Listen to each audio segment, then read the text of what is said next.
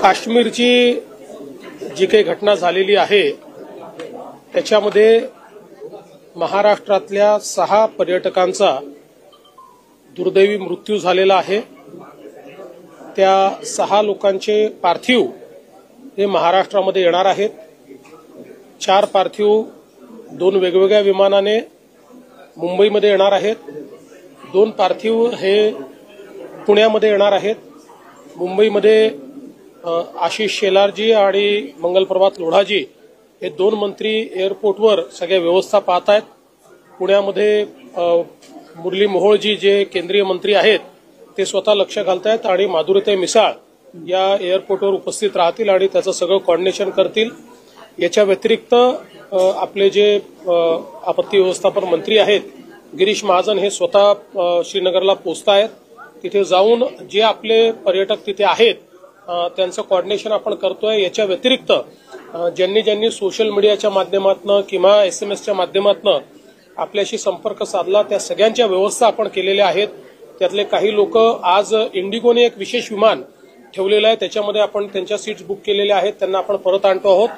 आज दिवसभरात अजून कोणाकोणाला अशा प्रकारची आवश्यकता आहे परत आणण्याची व्यवस्था करायची आहे याचा सगळा आढावा घेऊन उद्या पुन्हा आम्ही केंद्रीय मंत्री आपले राज्यमंत्री श्री मुरलीधर मोहोळ यांना विनंती केली आहे की आपण इंडिगोला उद्या एक विशेष विमान त्या ठिकाणी देण्याची किंवा ऍडिशनल विमान विशेषपेक्षा त्यांच्या जे रेग्युलर ट्रिप आहेत त्यापेक्षा एक ऍडिशनल विमान महाराष्ट्रात आणणारं मुंबईला वगैरे येणारं असं त्यांनी द्यावं अशी विनंती करावी आणि त्या ठिकाणी जे काही त्याला आवश्यक तिकीट्स वगैरे आहेत त्याची व्यवस्था आपण करू।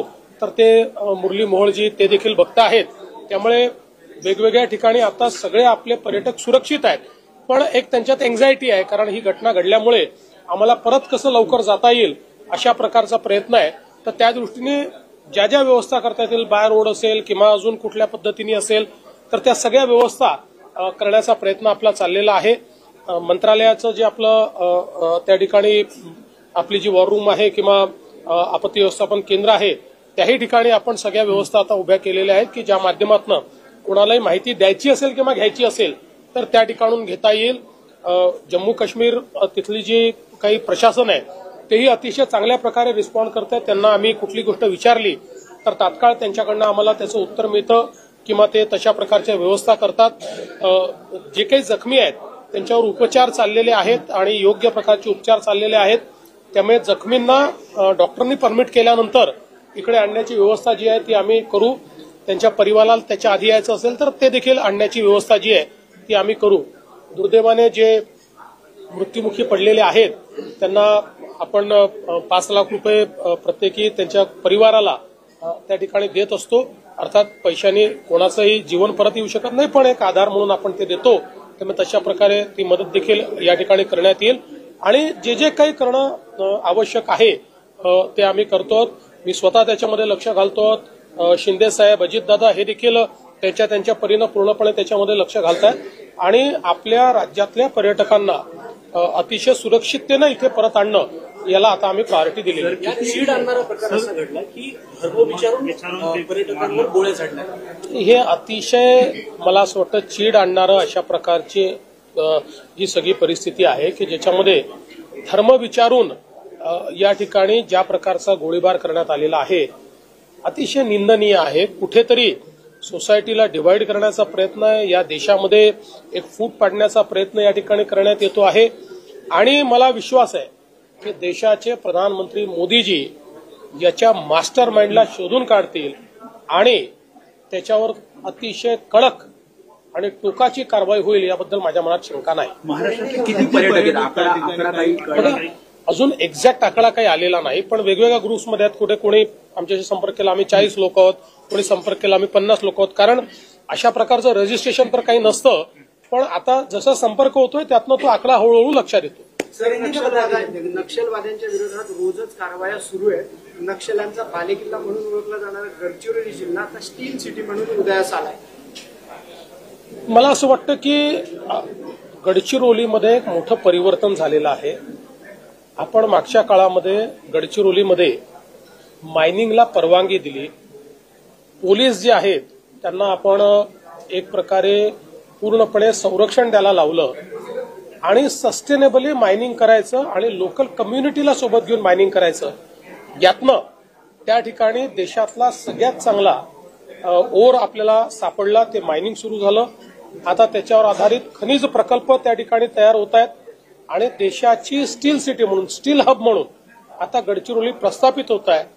नक्षलवाद्यांना एक प्रकारे गडचिरोलीने हे दाखवून दिलं की तुमच्या प्रचाराला आम्ही बळी पडणार नाही, तुमच्या दहशतीलाही आम्ही बळी पडणार नाही, आम्ही विकासाकडे जाणार आहोत, हेच गडचिरोलीने दाखवलंय. सर, केंद्र सरकारच्या अखत्यारीत जोपर्यंत काश्मीर होतो तोपर्यंत अशी घटना घडली नव्हती, परंतु कुठेतरी राज्यात सरकार स्थापन झाल्यानंतर ही घटना घडते, असा काही अँगल असू शकतो? मला असं वाटतं की आज त्या संदर्भात बोलणं योग्य नाही आहे.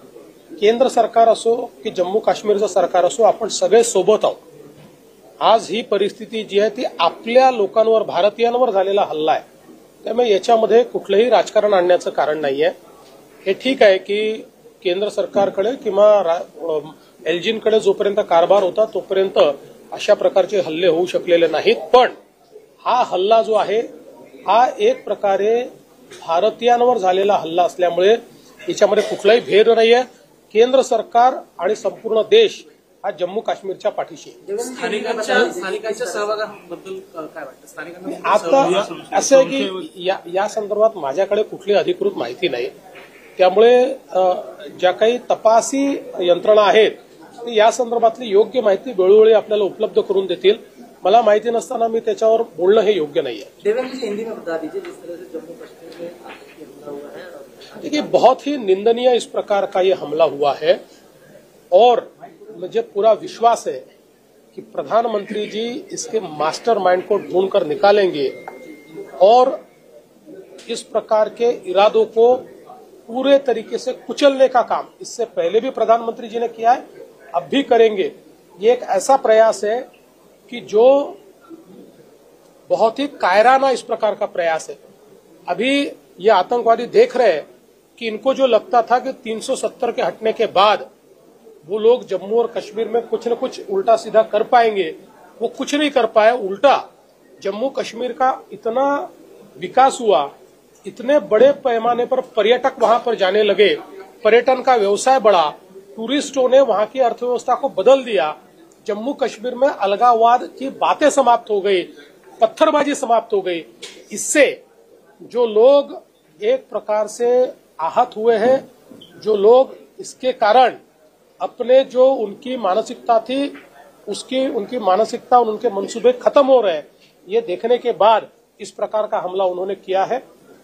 अभी जो महाराष्ट्र के हमारे 6 लोगों की वहां पर मृत्यु हुई है, उनमें से 2 लोगों का पार्थिव पुणे जाएगा, 4 लोगों का पार्थिव मुंबई आएगा. हमारे मिनिस्टर्स को हमने जिम्मेदारी दी है इसका कोऑर्डिनेशन करने की.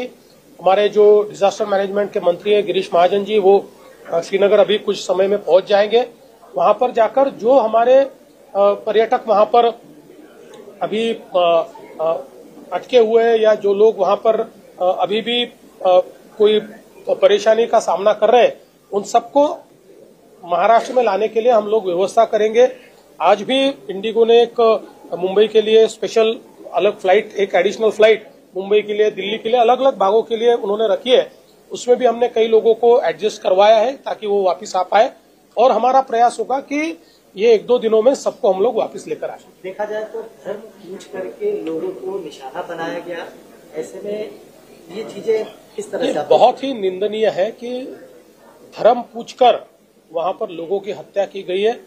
एक प्रकार से भारत को डिवाइड करने का ये प्रयास है, भारत में विभाजन तैयार करने का ये प्रयास है. ऐसे प्रयासों को हम लोगों ने फेल करना चाहिए, उसे यशस्वी नहीं होने देना चाहिए और ये जो तत्व है इन तत्वों को कुचलना चाहिए. आर्थिक मदद किस तरह से? देखिए, महाराष्ट्र में जो 6 लोगों की मृत्यु हुई है, हम लोग 5 लाख रुपए हर परिवार को देंगे.